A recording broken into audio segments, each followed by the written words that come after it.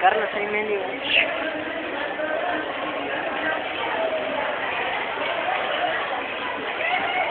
Quiero decir, pinche desmadre, güey, la verdad.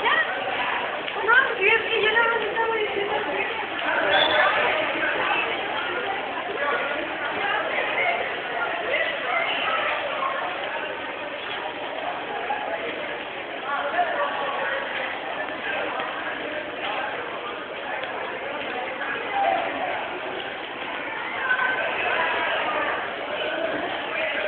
Ah, ya, vete.